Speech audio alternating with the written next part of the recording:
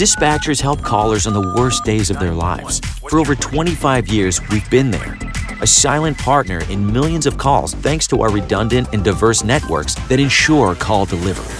Today, cities are bigger, traffic more congested, and the challenge is more complex. But you're never alone, because InDigital is quietly improving, implementing, and driving the next generation of 911, so you're supported in every situation. Make the switch at indigital.net. Have you ever met a 911 professional and asked, what's the worst call you've ever taken? Well, here's your answer. I heard your last breath the night you flipped your four-wheeler. I tried to call you the day you committed suicide by driving your car into a tree. Blue face, cold to the touch. I helped you with CPR after you found your infant face down, not breathing. It messed me up. I did everything I could, but it wasn't enough. You were with me from the beginning, Grandma. 27 years later, I took the 911 call when you died. How fitting to be there for me in the beginning, and I was there for you in the end. I miss you, Grandma. I am 911. This is but a glimpse into the world of emergency dispatch. But what is it really like to answer a call during someone's nightmare? What is the impact on the first responder answering the call? Available on Amazon or where you purchase your favorite books and ebooks. Imagine listening. Your worst day is our everyday.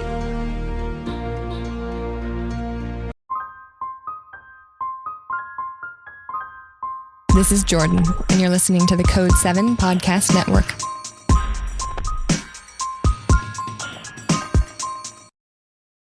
Warning.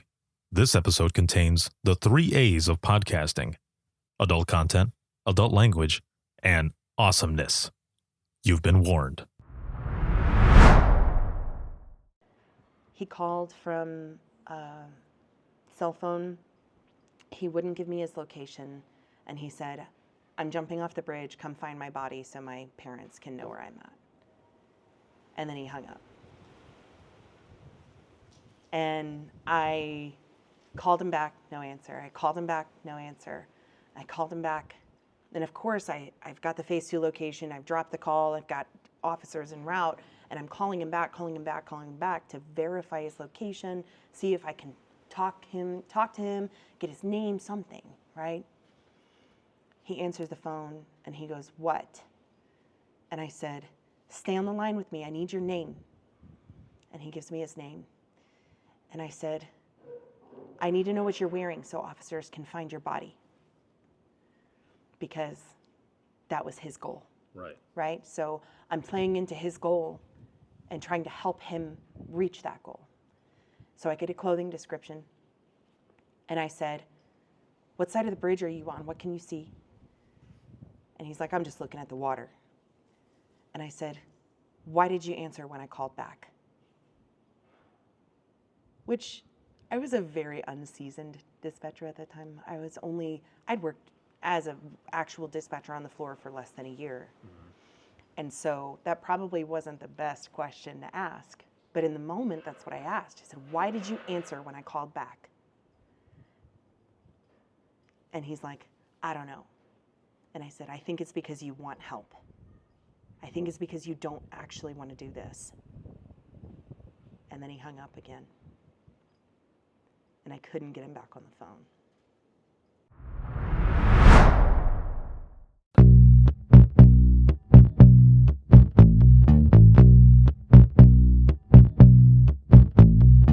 Welcome to Within the Trenches, true stories from the 911 dispatchers who live them.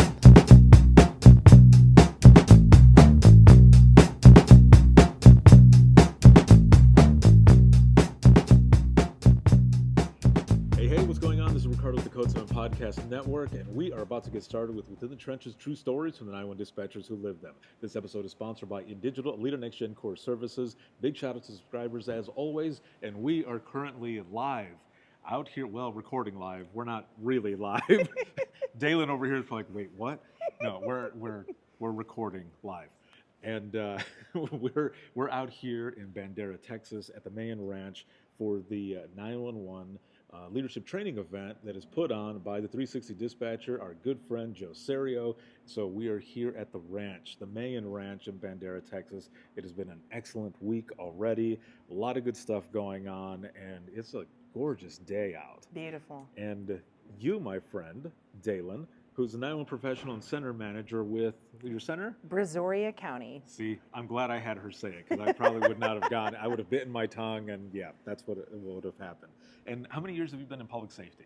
In public safety, I've been a dispatcher for 11 years. Nice. 11 This years. is the going 11th strong. year, yes. Oh, the 11th year, the 11th hour. Right. Well, we have a lot to unpack then. You've got Yeah. 11 years worth of experience, and Daylan is also an instructor here for the ranch and everything that we do, and we'll get to that here in just a moment. But what I want to learn, and for those who are listening, watching, and everything, is how did you get into public safety to begin with? Do you come from a public safety family, or did you just see, like a lot of people who have said, I just saw an ad, or someone thought I would be good and I fell right into it? So what was it like for you? Right. So for me, I rewind a little bit to before I found dispatch. I was constantly moving from one job to another. I had experience in childcare. I was a nanny. I did serving jobs, food service, hosting, bartending. I worked at State Farm. I worked at an auto insurance company that I would handle claims for. Yeah. And I noticed a trend in my working. So I started working very early in my life, 13 years old, being raised by a single mom, wanting to have my own financial independence because she provided for everything I needed, but I wanted things extra, right? Every kid does. So I was like, okay, well, I'll go work for that, and started my career early. But what I noticed was a trend is I would stay at a place just long enough to master, and then I would want to move to the next thing at that place. And with my ability to master a job, and this isn't boasting, but I would master the job quickly, but then they wouldn't want to foster any more growth. They're like, well, this is your job, so just stay here and do your job. And that was never satisfying for me. So life kind of happened. I was graduated from high school in Arizona. Life happened. I was dating a guy. We got engaged, and then it didn't work out, and I needed a fresh start. And so I moved to Colorado and to be closer to my dad. And I got a serving job, and I applied. I saw an ad on Indeed for 911 dispatcher, and I'm like, well, that sounds interesting. Wow, that pays really good. I could really use that kind of money at this time in my life. I've never had a big girl job, right? My last big girl job paid me $13 an hour, and this is $19 an hour. I was like, that's a huge raise if I could do this. So I applied. I didn't really know what to expect. And I went in for testing.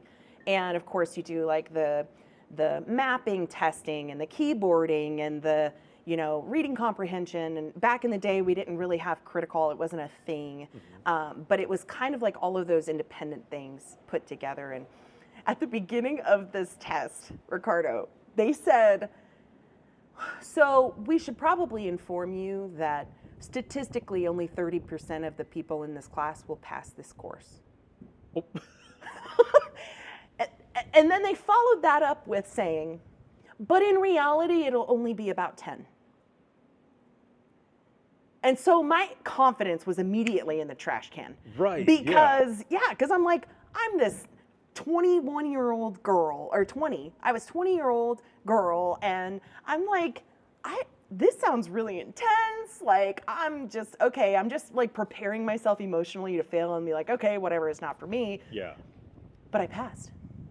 Woo. And I'm okay. And so they call, everyone's sitting waiting for the results of the test in this room where we took the test. Yeah. And they're calling us up individually to walk up to the teacher and be like, you got it or you didn't.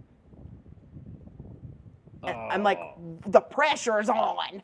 And so they called me up, and then they had me go out to the hallway. Once they said you passed, go to the hallway. The person in the hallway was like, we have an interview available for you this afternoon. Are you free? And I'm like today? And they're like, yeah, today. So that's how my career in 911 started. I was originally seeking money and something new and exciting. I still had no idea what 911 was about. I hadn't even ever called 911 up to that point in my life. Oh, no way. So Yeah, so that's how I got started. You starting out kind of makes me think of one of the places that I had applied for, where there was about 30 or so of us, and they narrowed it down to 10 as well. But the first thing that they did with this test was they had us listening to audio. So it's this huge room, bad acoustics, and they want us to listen to audio traffic for it's dispatch talking to an officer, and you had to write down what you thought they were talking about. Now, at that point, I already had about 4 years in dispatch, so I had that experience listening to officers basically talk through eating their microphones, right? Yeah. So I was able to do that, but they narrowed it down to 10. But yeah, to go in and for them to tell you all of this stuff, that has got to mess you up there. But I wonder though if they're doing that on purpose, Probably. kind of testing you a little bit, Right. because also How in an well interview, do they do under pressure? right, under pressure, yes, because during an interview when I very first started dispatching, the chief and the lieutenant just throwing questions, and I'm keeping up. And at the time, I was like, "Oh, I'm just being cool, you know. I'm keeping up with them." But then you think about it more, and it's like they were testing me. Yeah, They were testing me to see, yeah, if I could handle it. So you end up going through that. Did you? Also, that's got to be crazy as well for them to give you that information after you go through all of that and say, "We've got an interview. Yeah. Are you down? Like, And are you I'm going like- to do it?" And So I'm like, oh, there's more steps. I have to do Yes. more things. so then what happened after that? I honestly don't remember my interview. She blacked out. I don't. Yeah, I don't. But apparently, I did well enough to get to the next step, which was obviously like background investigation, which Yeah. took a long time. Oh, for sure. Yeah. And in the scheme of things, a background investigation back in what? How many years was 11 years ago? 2013, 2014. 4 months really wasn't that long. Right. Like knowing what I know now about background investigations and hiring, 4 months is expedient. But I just kept thinking like, oh, they don't want me anymore. Oh, what did they find in my background? Oh, I used to not make some great decisions. And right. And so I'm like, I'm trying to psych myself out during Right. this 4 months where I hear nothing. And I'm like, oh, I'm not going to get this job. And I'm going to be stuck at this stupid serving place. And, Yeah. but they ended up hiring me, and I had to do a polygraph, and I had to do a psych exam. I had to do a P test. I had to do a vision test. I had to do a physical exam. And for those who don't know what a P test is, it's a drug test. Yep. So there's a lot of steps that I had to go through, and I wasn't expecting that. Right. Right? When I first applied, this 20-year-old girl who doesn't really know a lot about life or law enforcement, because my family is not law enforcement. So I just didn't know what to expect, and it was just crazy to say, okay, you've reached this milestone, now we got this, now we got this, now we got this contingency. Oh, can you pass this one? Can you pass this one? And it was a process that probably took about 7 months. From the time I got my first phone call saying that we want you to come in from test to actually the first day of training was like 7 months. Wow. That's not even the waiting period for when I put in my application. I can't remember how long. I just remember it took a very long time.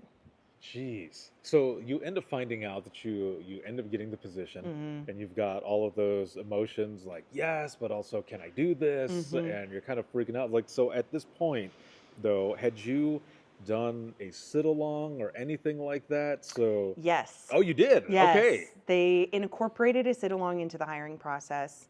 And I just remember sitting there with the dispatcher, and I had a headset on. We were like sharing headsets so I could hear her radio. You I had could that hear her umbilical 911. cord? Yes, we had the splitter with the umbilical cord. Yes. We were both tethered to the Right. desk. Yeah. And so, but I remember sitting there, and they're busy. They're getting slammed. And I'm like seeing her talk to the partner, seeing her on the radio, answering the phone. And I'm looking at this like plethora of screens, and I'm like, at one point, like probably about 2 hours into the sit-along, I told her, I said, I have no idea what you're doing, but I know my brain was built for this.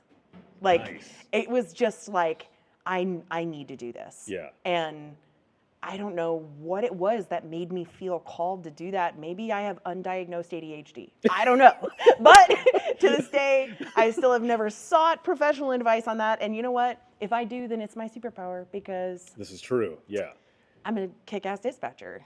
There are a lot of people who have mentioned saying that everyone who's in dispatch has at least a little bit of some ADHD Yeah, going on. yeah, absolutely. Yeah. I think it is a superpower, and it's honestly like it's a necessity. You have to be able to be hyper aware of multiple things all at the same time. Oh, for sure. Because And- when you're in there, but especially when you're first walking in and you see everything that's going on, like Mm-hmm. it was one thing for me to start out in a single seat PD where it's just me for 8 hours, and then when I moved back to Southwest Michigan and finished off my career in the county that I grew up in, now I'm working with a team.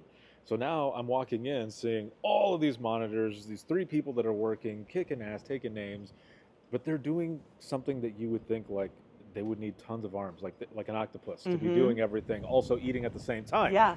And I'm walking in, looking, I'm like, this is different. Yeah. Like this is way different, Yeah. and I'm kind of freaking out a little bit. So you're jumping in there now. How long did the training process last? I've never gone through a training process as long as my first one since my first one. So the agency that I got hired at Yeah. had recently regionalized. So they had created a brand new center, and they regionalized the county and every municipality within that county into one dispatch.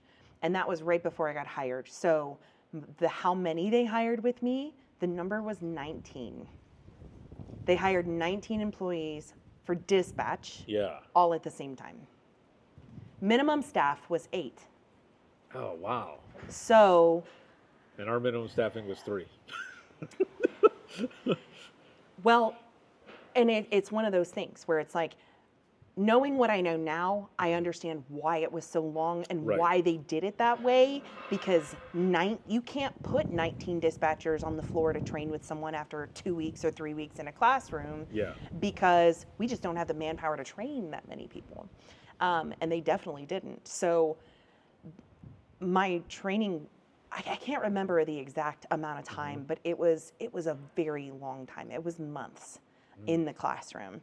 It was a very valuable experience. Yeah. We learned a lot of basics, but they ended up splitting the class into 2. So they said, okay, here are your final grades after all your testing and your assignments and stuff like that. And they said, we're going to take the top half and we're going to put them on radio first, and we're going to take the lower half and put them on phones first. So they split us in half, and I was a part of the radio group. And so, never doing any of this before, and only ever being in a classroom setting, I get put on night shift with some seasoned, disgruntled dispatchers. Slightly crusty. Slightly. But here's the thing. I know why now. Yeah. It's so hard when you're this gung-ho, excited, I'm ready to hit the ground running and learn, but I'm Take also on the really world. intimidated. Yeah. I'm just trying to act like I have this, but I have this false confidence because I'm like, I just achieved this classroom and I did all this hiring stuff. I deserve to be here. Well, and then I learned, right? The radio is a whole other beast. And they Yeah. put me on police radio. They were like, you're going straight for it, girl. Police radio. And we had 4 different police radio channels, all of them having their own nuances.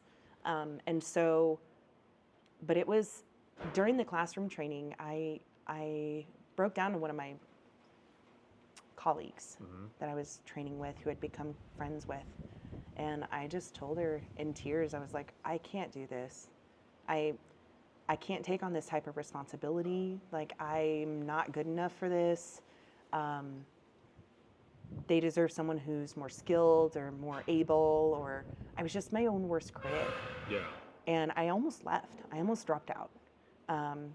But I decided to stick with it. And here I am 11 years later. I'm really glad that I didn't drop out. I'm glad too, because there's a lot of things that you're doing, and we'll definitely get to that here in a moment. So, do you remember any of those earlier calls that you had when you first got in? So there are a few that stand out from my short time at that center.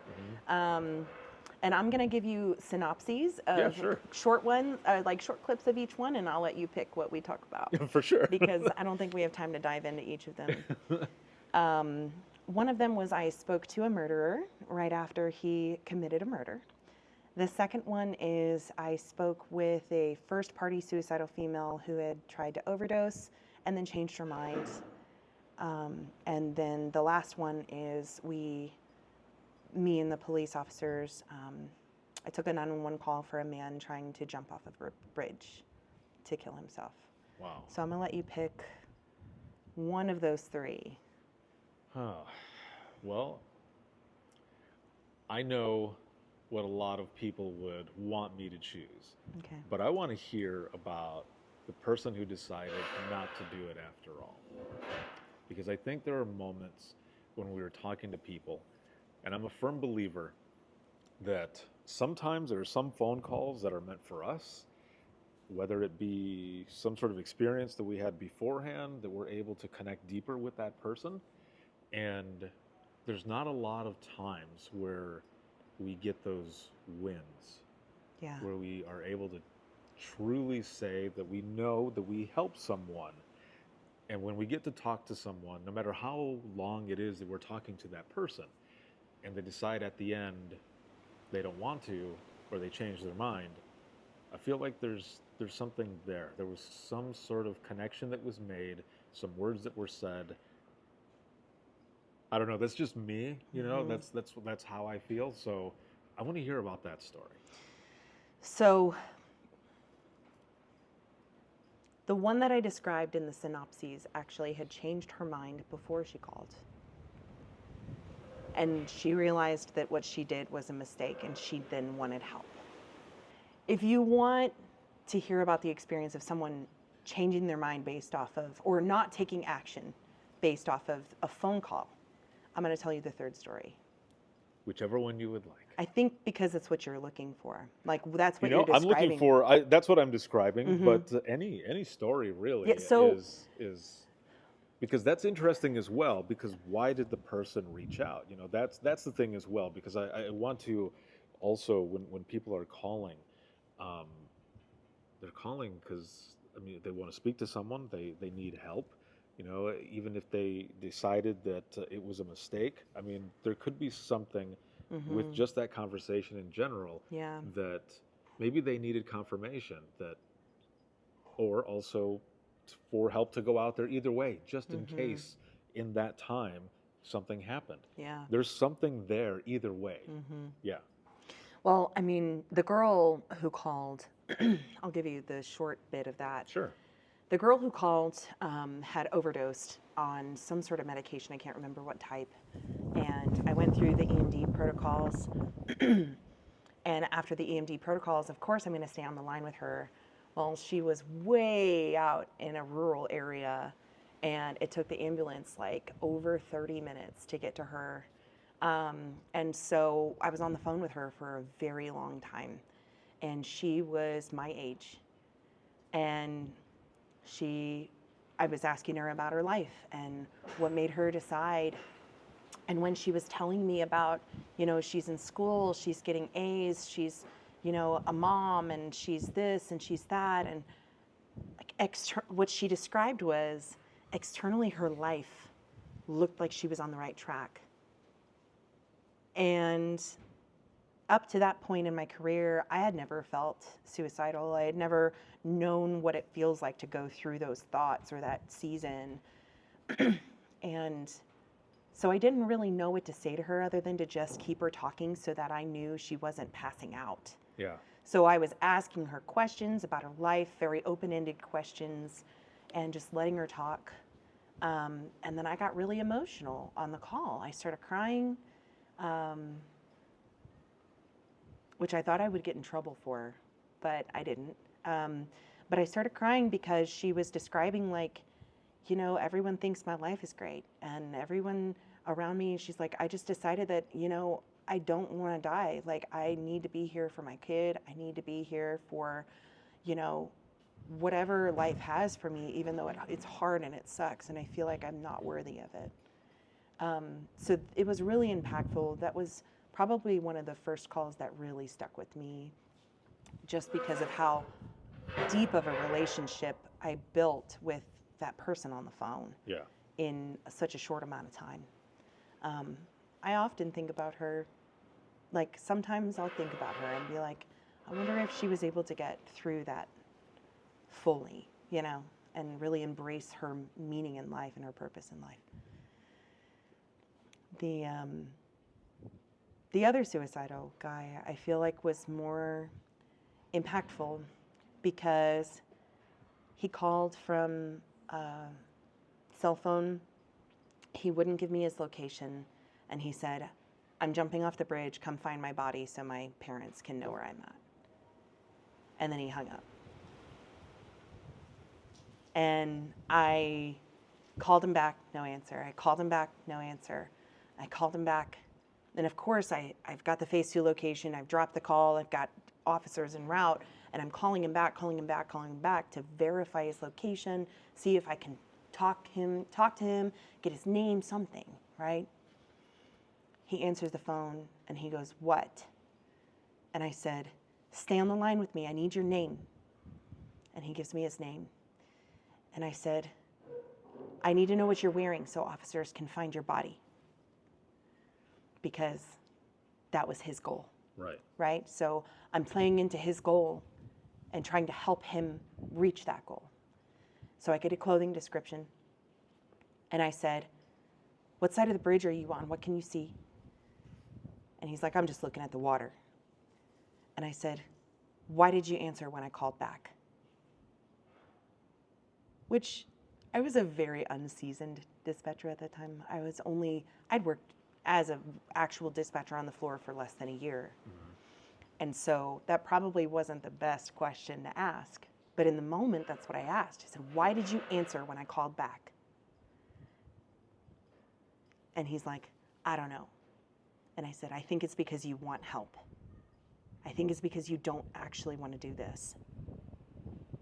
And then he hung up again. And I couldn't get him back on the phone. Turns out later, I'm friends with the dispatcher who was working the primary radio channel for the area that he was in, and her boyfriend, who was a cop in that city. We would hang out all the time, and we were friends.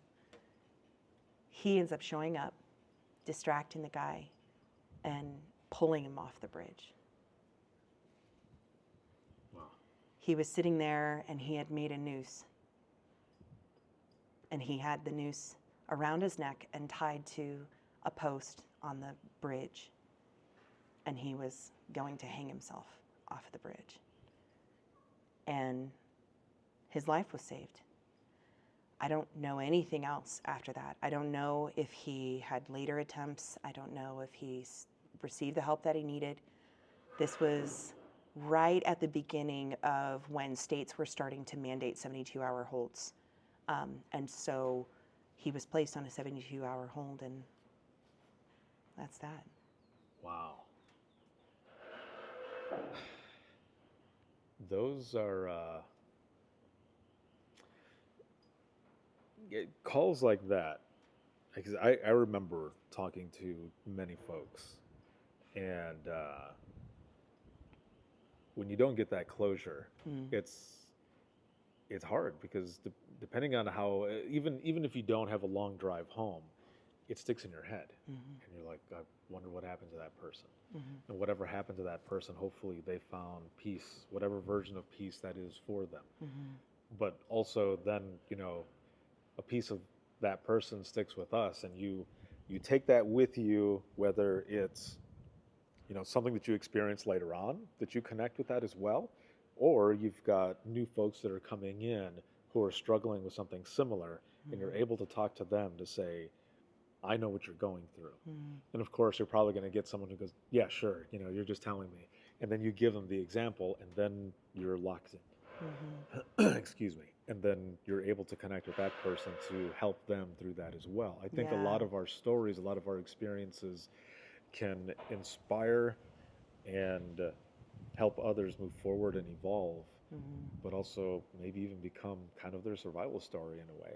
Yeah. Because now they're able to also know that there is hope to get Right. through a lot of these things, which is why I feel like conversations like this are are important for us to be able to learn and get through. Now, going through all of that time, now did you, because you're a center manager now at a different agency, also in a different state, right? In a different state, you end up making a transition. And so, what was some of the inspiration, not so much to move states, but to move up in, I guess, really the ranks or the hierarchy from frontline to now center manager? And I asked this question as well to those who become a CTO. And I don't know if you had become a CTO as well, a trainer and such, but just as an example for trainers, it's always one of two things. One, they had shit training and shit trainers, and that is their inspiration and motivation to stop that cycle so that others that are coming in, that literal next generation of 911 coming in, they don't have to deal with what they dealt with, or they had amazing training and amazing trainers, and that was the cycle that they wanted to continue, that type of legacy that they want to leave. Again, to mold those coming in, but with the good that came along with it. So for Right. you moving up, like what was really that motivation? So my very first agency that we were kind of pulling these examples from, and talked about how I became a dispatcher, it was a very toxic work environment. Management did not view us as valuable human beings with a high skill. We weren't valued. We felt like we were a number or a warm body in a seat, even though you and I know that that's not even possible. You can't just put a warm body in a seat. It takes so much skill and experience to do this job. And so at that agency, because there were so many disgruntled employees because of the regionalization, no one wanted to train. So when I got signed off, they said, we need trainers for the next academy. The academy that I just went through a year ago. And they said, anyone with a year experience can apply. So I did become a CTO, but it was in a classroom setting. Yeah. And it was then when I said, okay, these people are doing great.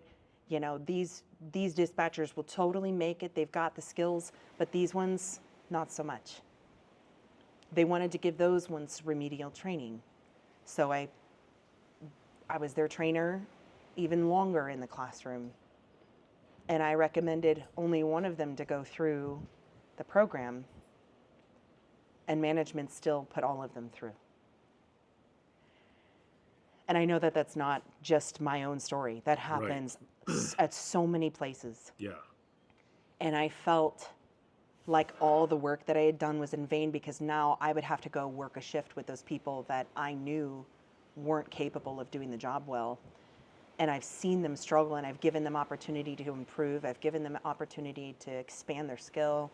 And I was firsthand in that. So now I have to work with that person as a partner. Right. And wasn't listened to by management. You know, it was really, really difficult. So I say all that to say that after I was a trainer, I left very shortly after that. And I applied for a smaller city that was a little farther out with a less population, less officers, less fire. And it's just a totally different environment. Ended up getting the position at the city. So I went over to the city, and it was wildly different. And I was supported, I was heard, I got to contribute my ideas, and actually implement my ideas. It wasn't just talk, like they were just looking at the things, like they're like, we're struggling with on-call and we need to figure this out. And I'm like, I'm really analytical, let's go for it. I'm gonna make 7 different options and tell you all of the different hours that it takes to fulfill this one and this one and this one. And they ended up implementing my idea for on-call. And the chief came in And I was just this lowly little old new hire dispatcher, and chief comes in and he's like, I want to tell you, you did a great job on that. And it's just like leadership and acknowledgement. Like, it was a really good work environment. Then I moved to Texas and got a job at a county, and it was the same experience. It was horrible management, not heard. Don't come to me with your complaints. Don't try to even question what your supervisors are making as a decision, because they're your supervisor. I don't care if you have more experience than them. They're your supervisor, so don't question what they're saying. So I shortly left that place, and I said, I'm not going to work at a place where I can't actually help people. Right. Yeah. And so I went to a city, and I worked at that city. I thought I would retire at that city. I'm also noticing a trend that counties don't really do a good job of taking care of their people. And I wanted to employ, as a manager, when this opportunity came up, I said, I bring such diverse experience. I have experience in huge counties. I have experience in small cities. I have experience with great management and with horrible management. I know what it's like to live at work under these different types of leadership. And I won't lie, when I worked at the city, my most recent city before Brazoria County, it was apparent that the ones that we were working with at Brazoria County, when we would do 911 transfers, or, hey, I've got a call for you, I accidentally took it, I need to give it to you. It was apparent to me that the women who work there are just miserable. And it's not a martyrdom. It's not like I'm so sorry for you, but it's like, do you even know how good it can be? Right. Yeah. And so when the opportunity came up to become the manager of that center that I already had established a reputation in my mind about,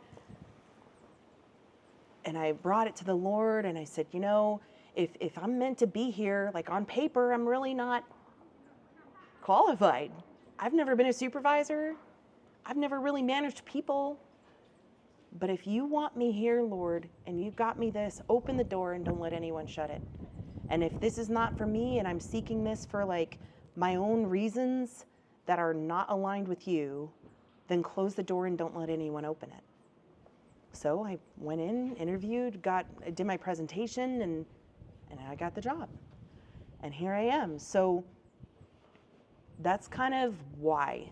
I like to explain the backstory a little bit, because that's my experience. Like, my experience is I can have a great leader and have an awesome time at work. Yeah. And I can have a really crappy leader doing the same job and have a horrible time at work. And so my goal is to go from this really deprived work environment and try to breathe life and bring it and help bring some realization that it doesn't have to be so hard.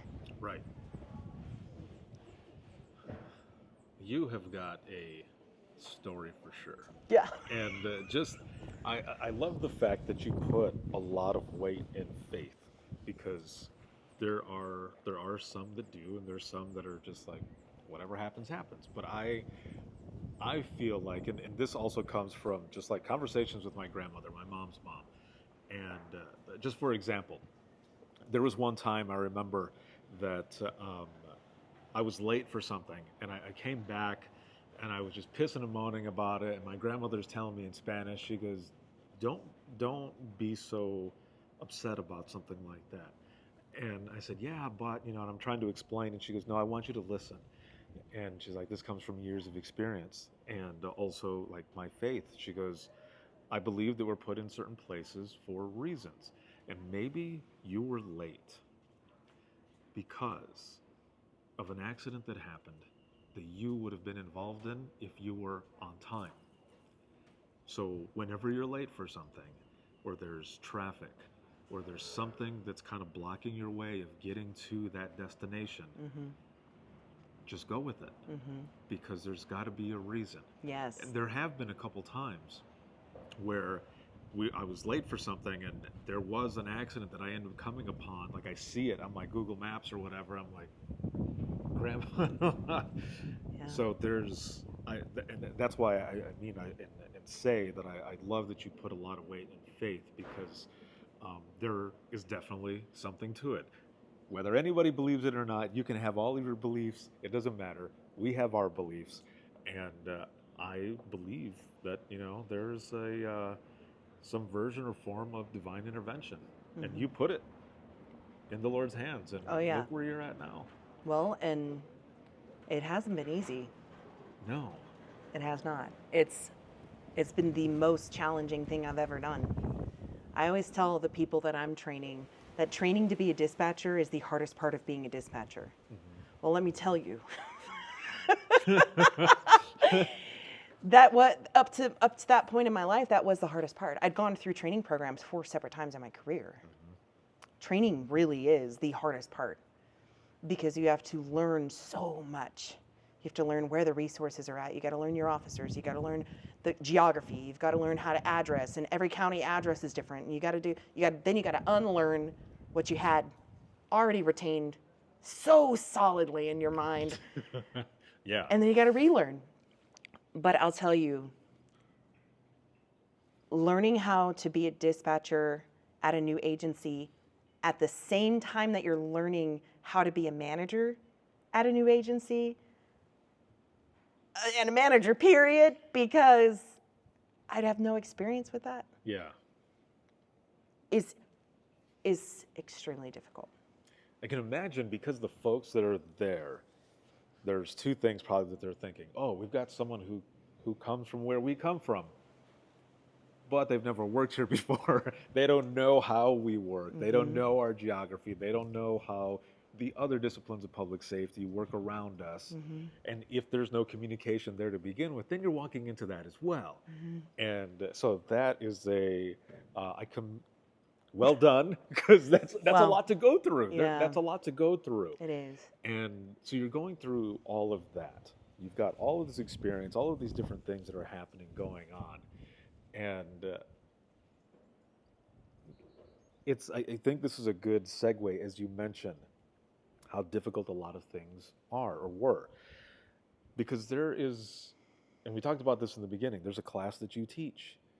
And you share your story and a lot of things that were going on during that time, while also being in dispatch. And just these different connections and everything, and how we see certain things. And I remember hearing some of the stuff that you talk about in this class.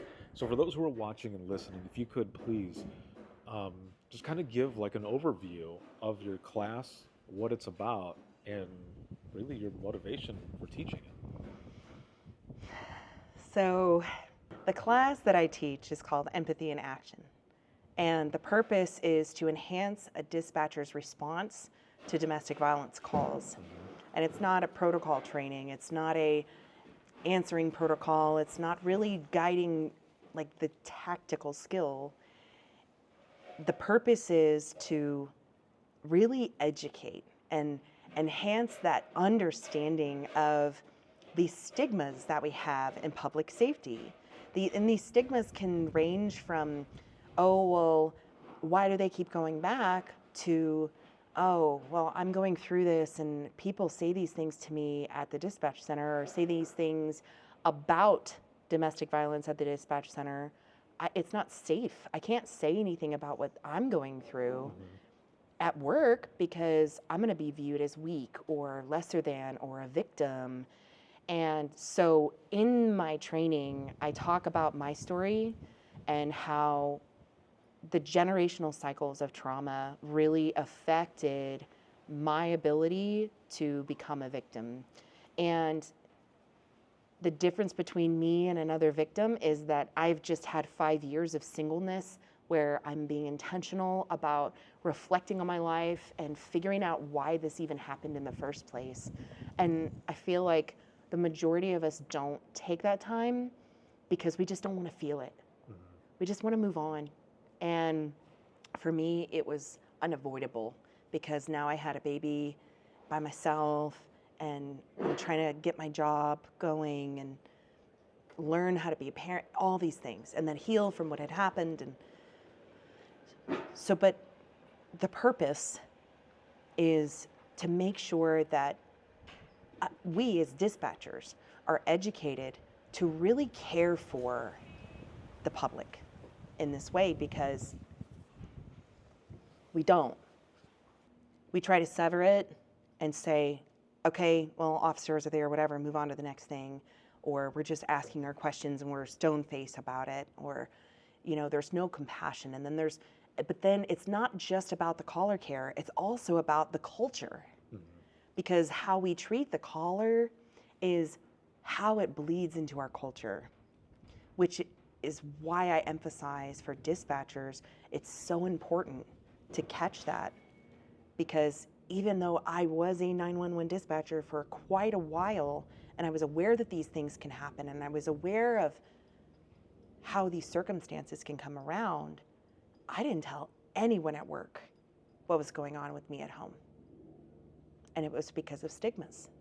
I didn't want to be weak. I didn't want to be the victim. I didn't want to need help, because I am the helper. Right. I am 911. Why do I need you?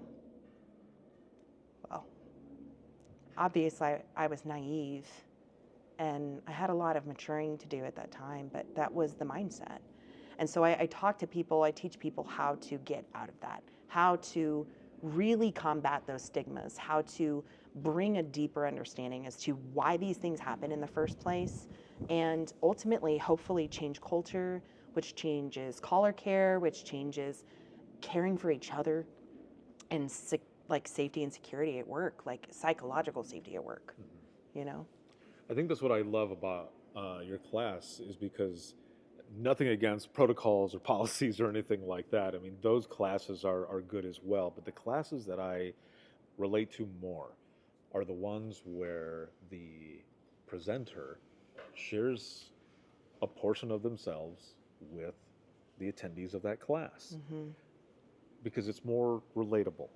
And maybe there's someone in the class who is silently going through something that no one has any idea about. And then they connect with the speaker. And whether they talk to the speaker later or not, it's in their mind. And when they leave there, maybe they will call for help for themselves, or maybe they know of someone and they'll reach out to them and say, look, I know that this is going on. Let's just talk. Yeah. And sometimes that's just what people need, is just a simple conversation, even though it could be a hard conversation. But it's what we do every single day, whether it be on the phone or what we're doing right now. We're using our voice. We are talking. Yeah. We're the masters at communication, but communicating with each other, it's not always there, is it? No, never. So that's It's what almost never there. right. And I think there's those few things, right? So as you said, we're almost protecting ourselves in a way, and also to say that, like you were saying, I don't want to look weak or whatever. You're not weak for talking about what you're going through. I was one of those people as well. I would bury my calls. There's that stigma that if you're asking for help, you're weak, or that you can't take it. And I didn't want people to think that about me either. And I finally stopped giving a shit at what people were going to think, because I needed to figure out me. And when I started writing it down, when I started talking about it, it was fucking therapeutic. Oh, yeah. You're like, everything. I wrote a whole book in a night, because I just finally, yes, I found my thing. Yeah. Right. And that's why I, as soon as I heard your class, I told Joe, it's like, I'm excited for Daylan's class, because I read the synopsis and I've been doing research on her. And I said, I'm looking forward to this class. And you were going through it, and I was just dialed in.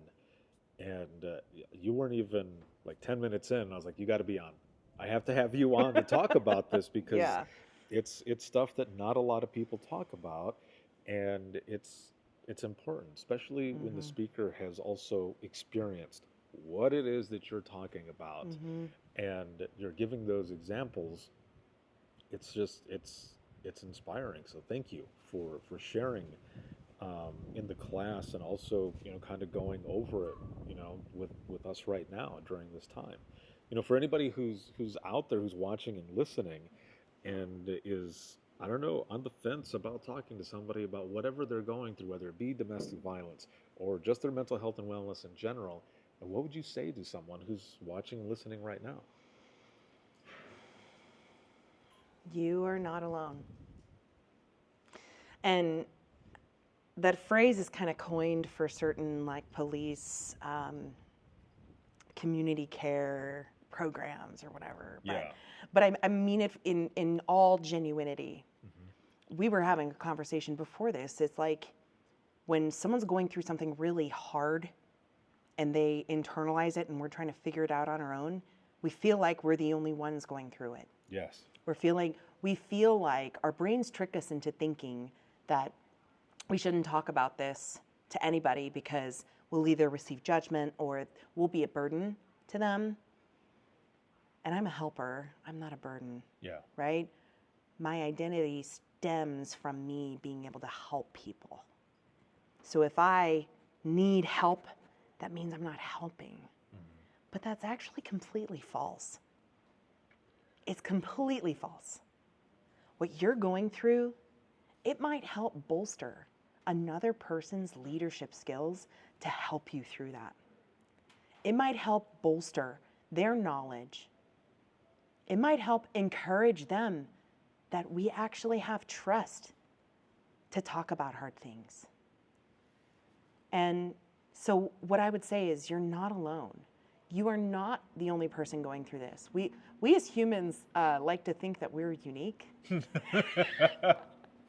And if any of my like personal friends listening to this, I'm just going to give you a word. Snowflake. It's not the cultural meaning of snowflake. We have this whole thing of, okay, yeah, everyone's unique, but if everyone's unique, then no one's unique. So we're not snowflakes. Yeah. We're not fingerprints. We're all really built out of the same stuff. We all really have the same type of things that we go through. But we like to think we're unique in our thought patterns. We like to think that we're unique in our experiences. And while that is true, that no two lives are going to ever be the same. Yeah. No two people will ever be the same. That is true. But our experiences in life are not unique. Sin is sin. Hurt is hurt. Pain is pain. Whether it's the pain of a child loss, which is something I've also gone through, or it's the pain of hearing someone die on the phone, or it's the pain of breaking up with your boyfriend of 4 years, right? Pain is pain. And even though someone you know may not have experienced that same type of pain, they can relate to having a painful experience in life, right? Like peer-to-peer support is so important. And that's what I would say is you're not alone. Talk to somebody about it. Go get a therapist. If you don't have one, get one now. Because if you don't need one now and you're listening to this and you're a new dispatcher, I tell all of my new dispatchers, don't wait until you need a therapist to get a therapist because then you're not going to trust them, right? Yeah. I tell a lot of people in the class that I do, my communications class, I tell them the reason that we're doing all this communicating and getting into our fields is because this 8 hours is your intro into helping yourself. Those around you later, but this is for you. We are talking about how to bridge the gap between seasoned dispatchers and new dispatchers, or even seasoned and seasoned who don't really talk to each other. You have a lot more in common than you think, which is why we're going through all of this. But if you don't start doing this now, which is what I wish I would have done earlier, it's going to come back. And I tell people, I'm not trying to scare you. I'm just being real with you. Because I have a lot of friends who were those, and I was the same way. I put it on the shelf and it doesn't come home with me, which is bullshit, because it does come home with you in one form or another. And these folks would say, I just forget my calls. Like, I take them and they're just gone. Well, now they're retired out, and they're the ones who are struggling because they're also suffering from imposter syndrome, where they feel like they can't reach out to their 911 folks because they're not part of it anymore. You know, Right. that some people joke saying blood in, blood out, you know, once you're out, or whatever. I'm like, no, what about the peer support for those who, and a friend of mine out of Kansas has been talking about this as well. What about those folks who are out of dispatch now? What about, you know, how they're now feeling like they've given 20 some odd years, 30 years to this profession, and now they're cut off or Right. they're gone. What happens? So start trying to figure this stuff out now. Like I even talk about in the booklets of like all of this stuff where you can write down, this is for you. And if you don't journal now, this is your introduction to journaling, because you can write down these wins. Because after shit call and you start to forget your why, your reason, or you wonder, am I in the right place? Look back at those wins to remember why you're doing what you're doing, and it'll help you out, because it's going to come back. Right. And when it comes back and you have been talking about it, it's a lot easier to manage. Those voices, all of that stuff will always be there. It's how you manage it afterwards. Yeah. And again, that's why conversations like this are important. And that's why I love your class and how much emotion and everything that you put into it, because it's important. And that's how people are relating. And I mean, when we were leaving to come over here, there were two folks out there you guys embraced. You touched people with your story and what you were talking about. And I try to tell people all the time how powerful you are with your voice, but also your story. And I thank you for being vulnerable and opening up and sharing all of that. So I say all of that to say as well, for anyone who's watching and listening, who wants to know more about you or the class that you teach, or just to shoot you an email to say hello, or I don't know, however they want to get a hold of you, how can people get a hold of you to learn more about you, but also the class that you teach? Well, thank you, because I feel like it is important to have the resources, but I want to address, you know, you're like, I appreciate how you have the strength, and you like, it is me, but it's not. Like I wouldn't have the courage or the ability to do these things without Jesus. And so for those who don't, I'm not going to go down a big rabbit hole. I can't take the glory. It's not my work. It is not my circumstances. It is all divinely planned. And all I am is listening. So whether you want to keep that or not, it's your choice. Of course. That is the truth.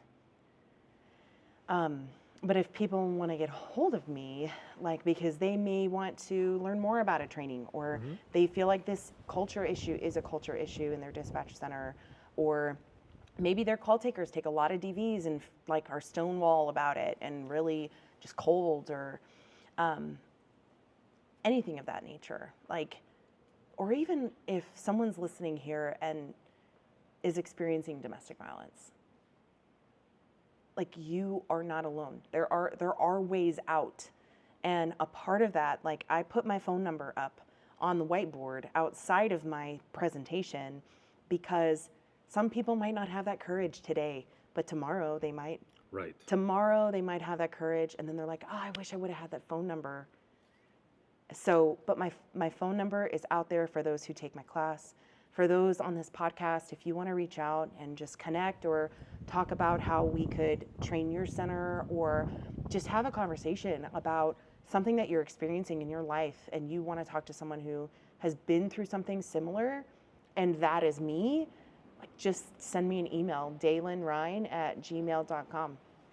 Perfect. Yeah, and you can reach out on Facebook. I'm on Facebook, but it's just my personal page. I'm not a business, I'm just a person.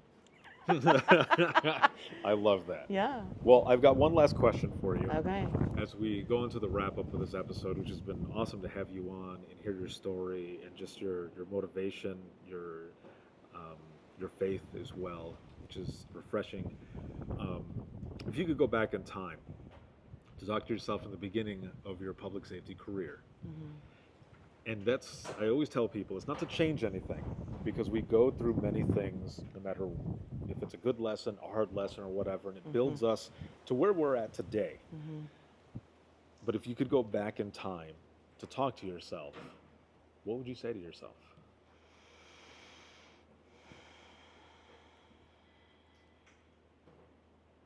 I knew you were going to ask the question, but I haven't thought about the answer. So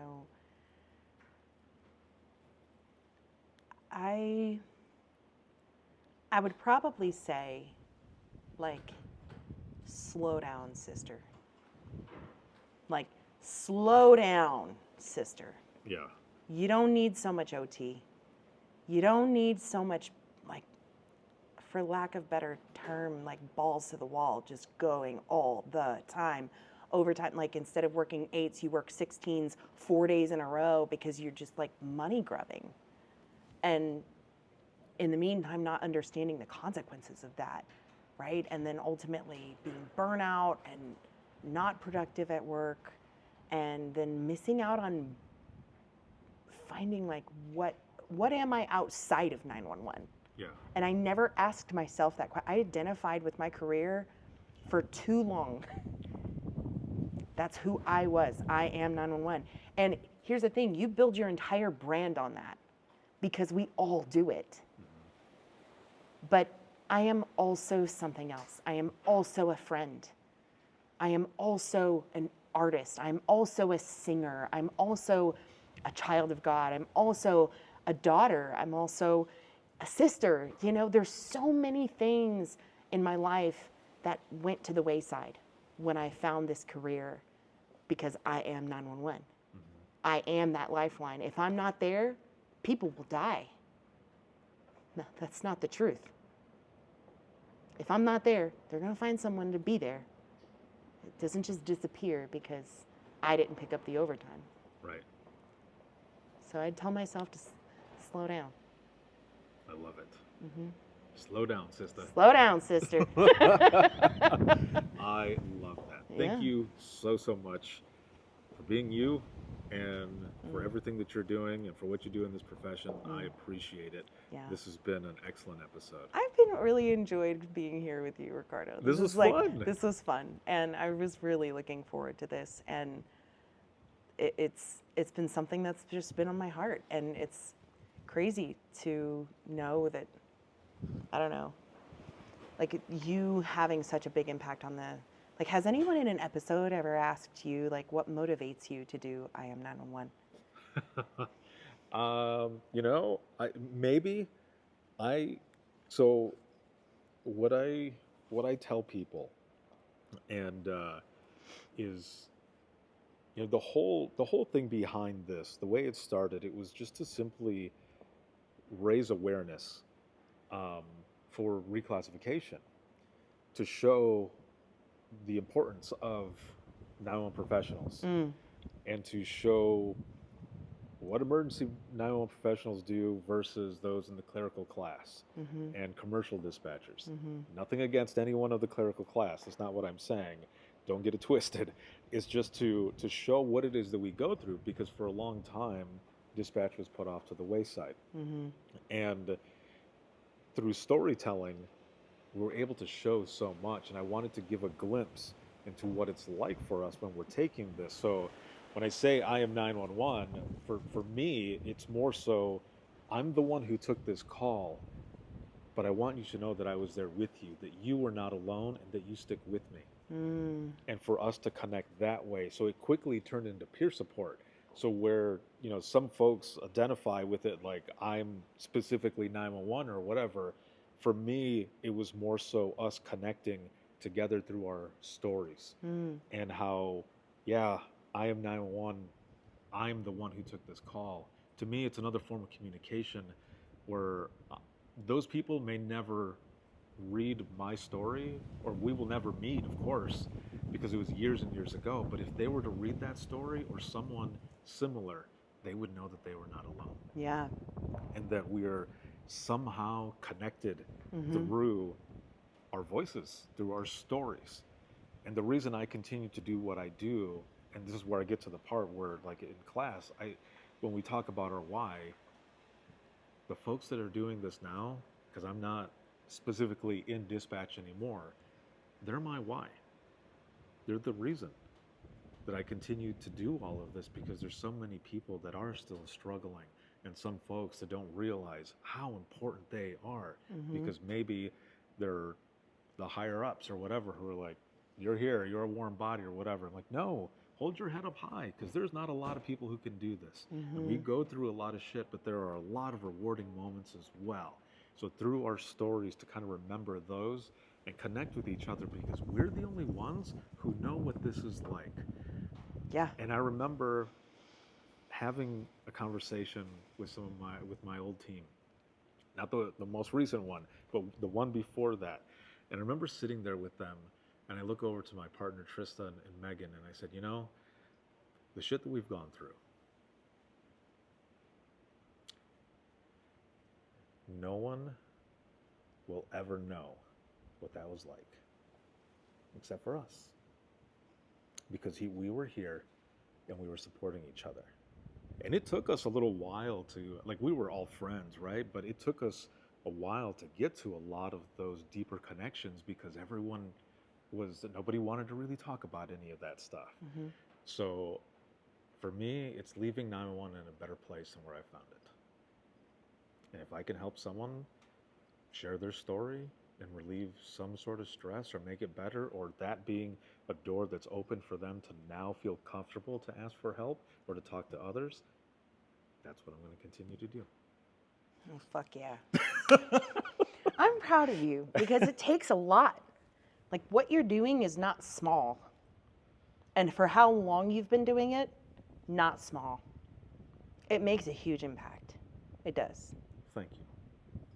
So thank you for what you do. I appreciate that. You'll make me cry.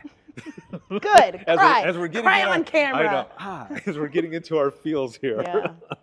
No, this has been a lot of fun. I enjoyed this conversation. This was really good. And so going into the wrap up, for those who are watching, if you have any comments or questions, or you ever want to be a guest on the show, just simply go to links.co/WTT podcast. That's links with 2 I's.co/WTT podcast. And you'll find everything on there: email, social media, where to hear the latest episode, all of it. And shout out to Indigital for sponsoring this episode. Shout out to those who are subscribers. And you can see this on Facebook, YouTube, as well as X and LinkedIn Live. There's clips on TikTok, Instagram Reels, and Facebook Reels. You can listen 24/7 on Apple Podcasts, iHeartRadio, Spotify, your favorite podcasting app, and inthetrenches.net. Have a good one, everyone. We are signing off here from Bandera, Texas at the Mayan Ranch. Oh, yeah. And we will see you all in the next one. Bye. And scene. You just listened to a Code 7 Network podcast. If you have any questions or would like to be a guest on the show, send an email to WTTpodcast@gmail.com.